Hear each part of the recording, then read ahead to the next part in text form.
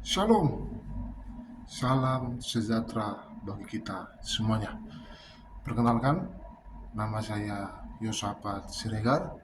Saya dari Prodi Teologi, semester 5, Sekolah Tinggi Teologi Anugerah Indonesia yang ada. Saya di sini belajar berkhotbah dan saya di sini juga melakukan renungan di hari ini. Tugas dari Bapak dosen yaitu Bapak dosen Vence yang ada. Nah, saudara-saudara yang terkasih dalam nama Tuhan Yesus, sebelum kita lebih lagi merenungkan kebenaran firman Tuhan, kita sama-sama berdoa supaya Tuhan berikan hikmat kepada kita dan Tuhan berikan ilham-ilham yang sangat-sangat luar biasa kepada kita. Kita berdoa. Bapa Sorgawi, dalam nama Tuhan Yesus, di hari ini Tuhan, kami akan merenungkan kebenaran firman Tuhan dalam kehidupan kami. Berikan kami hikmat Tuhan. Berikan kami akal, budi, dan pengertian akan sabda-sabda firman Tuhan yang Tuhan beritakan dalam kehidupan kami. Di dalam nama Tuhan Yesus, pakai hamba-Mu, di dalam nama Tuhan Yesus Kristus. Haleluya. Amin. Puji Tuhan.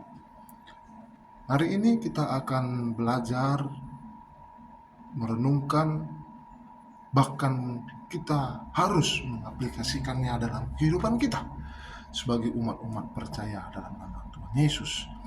Nah, firman Tuhan di hari ini saya ambil di dalam kitab Lukas pasal yang ke-17 ayat 11 sampai ayat yang ke-19. Lukas 17 ayat yang ke-11 sampai ayat yang ke-17. Nah, Lembaga Alkitab Indonesia atau LAI memberikan perikop ke-10 orang kusta. Saya akan membacakannya. Dalam perjalanannya ke Yerusalem, Yesus menyusur perbatasan Samaria dan Galilea. Ayat 12. Ketika ia memasuki suatu desa, datanglah 10 orang kusta menemui dia. Mereka tinggal berdiri agak jauh. 13. Dan berteriak, Yesus, Guru, kasihanilah kami. Ayat 14. Lalu ia memandang mereka dan berkata, Pergilah, perlihatkanlah dirimu kepada imam-imam. Dan sementara mereka di tengah jalan, mereka menjadi tahir. Ayat yang ke-15, seorang dari mereka melihat bahwa ia telah sembuh, kembali sambil memuliakan Allah dengan suara nyaring, lalu tersungkur di depan kaki Yesus dan mengucap syukur kepadanya. Orang itu adalah orang Samaria. Ayat yang ke-17, lalu Yesus berkata, Bukankah ke-10 orang tadi semuanya telah menjadi tahir? Di manakah yang ke-9 orang itu? Ayat yang ke-18, tidak adakah di antara mereka yang kembali untuk memuliakan Allah selain daripada orang asing ini? Ayat yang ke-19, ayat yang terakhir. Lalu ia berkata kepada orang itu, Berdirilah dan pergilah, imanmu telah menyelamatkan engkau. Firman Tuhan yang saya bacakan ini kita sering kita dengar, bahkan kita sebagai hamba-hamba Tuhan, baik gembala sidang, pelayan Tuhan, baik pengerja dimanapun kita berada, sering kita membawa perikop ini dan sering kita dengarnya ini. Tetapi di hari ini, renungan hari ini, saya menggarisbawahi satu ayat yang sangat-sangat luar biasa dalam kehidupan saya. Nah, ayat yang ke-16 itu menjadi pokok renungan kita. Saya akan membacakannya ayat yang ke-16. Lalu tersungkurlah di depan kaki Yesus dan mengucap syukur kepadanya. Orang itu adalah seorang Samaria. Nah, ini adalah kita tahu ada ke-10 orang yang berpenyakit kusta. 10 orang. Nah, di dalam yang kita tahu di dalam penyakit kusta ini, jika kita telah atau terkena penyakit kusta, kita itu menjadi orang asing, menjadi orang yang di mata orang lain kita adalah orang-orang yang berpenyakitan.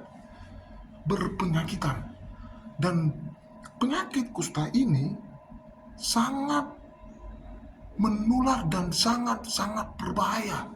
Sehingga penyakit kusta ini juga orang tidak sungkan-sungkan menjauhi dia. Karena apa? Kenapa orang penyakit kusta ini dijauhi? Karena orang yang tidak penyakit kusta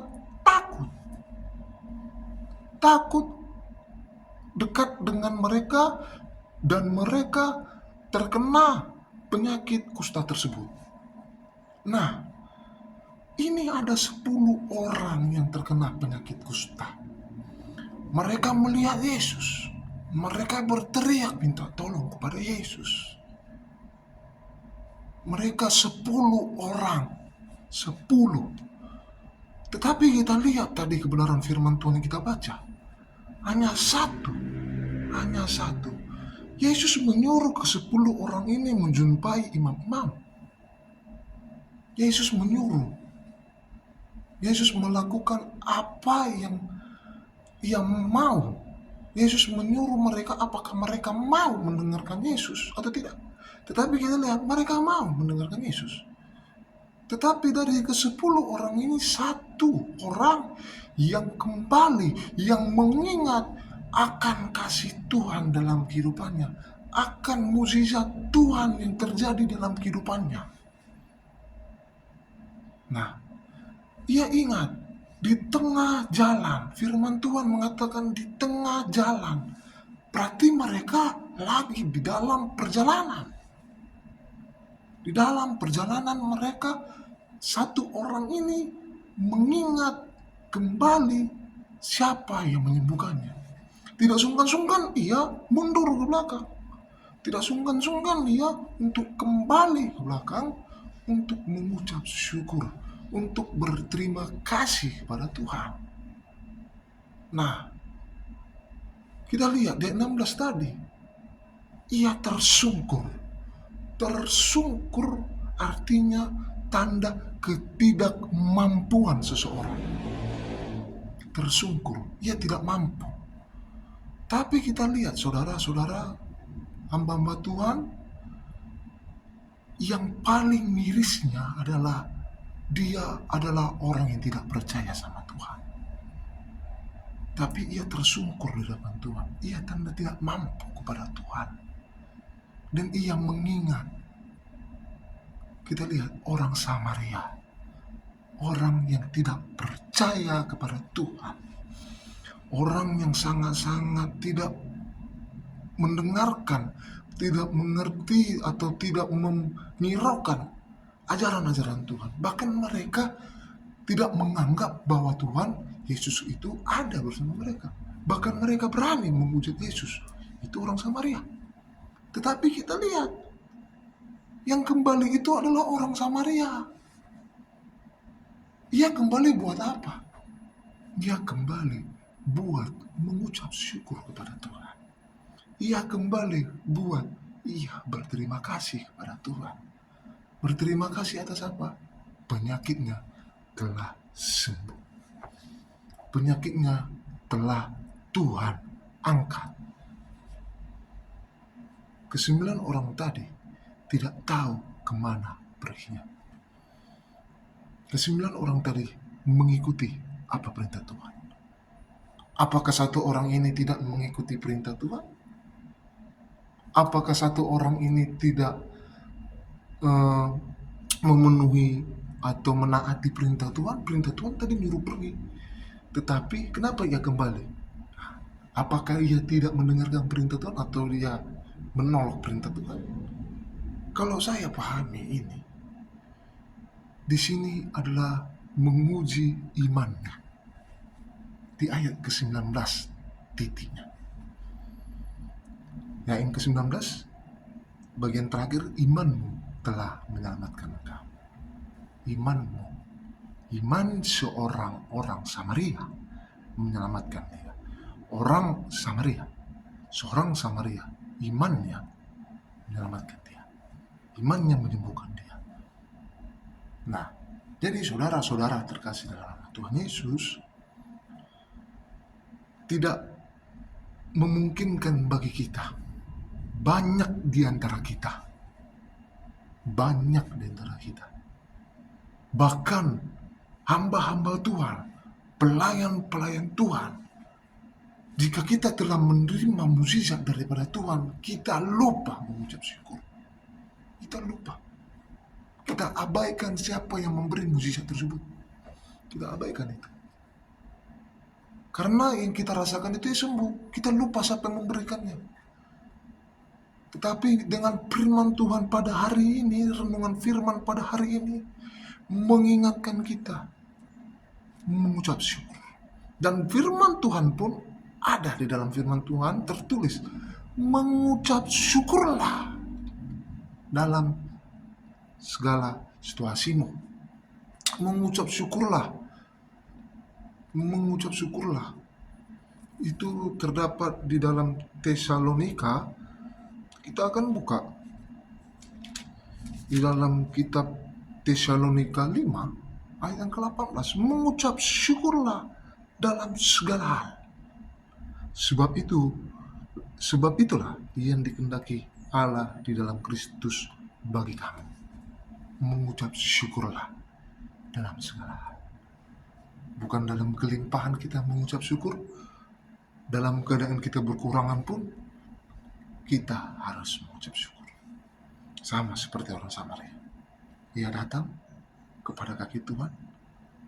Ia datang tersungkur bawah kaki Tuhan, mengucap syukur, berterima kasih kepada Tuhan. Karena Tuhan telah menyembuhkannya, karena Tuhan telah melakukan perkara-perkara yang luar biasa dalam kehidupannya. Berapa kali kita mengucap syukur dalam kehidupan kita? Sudah berapa kali kita mengkhianati Yesus, dan sudah berapa kali kita mengucap syukur kepada Yesus? Mari kita belajar bersama-sama tentang seorang orang Samaria tersebut. Mengingat, merenungkan, dan berterima kasih kepada Tuhan. Bahwasanya mukjizat berkat yang kita terima itu daripada Tuhan. Puji Tuhan, mari kita berdoa. Segala puji syukur hormat bagi kemuliaan bagi nama-Mu Tuhan. Terima kasih Tuhan, kami telah mendengarkan sabda firman Tuhan renungan pada hari ini. Kiranya Tuhan berikan kami selalu hati yang selalu mengucap syukur, hati yang selalu berlimpah-limpah dengan ucapan syukur kepada Tuhan. Berkatilah kami, berikanlah kami hikmat daripada Tuhan. Ajari kami sama seperti orang Samaria yang taat dan tunduk dan selalu mengucap syukur kepada Tuhan dalam masa-masa yang ada. Bukan dalam masa kelimpahan kami mengucap syukur, tetapi kami mengucap syukur juga dalam kami masa kekurangan. Di dalam nama Tuhan Yesus Kristus, ajari kami Tuhan. Haleluya. Amin. Puji Tuhan, terima kasih. Tuhan Yesus memberkati kita semuanya. Haleluya.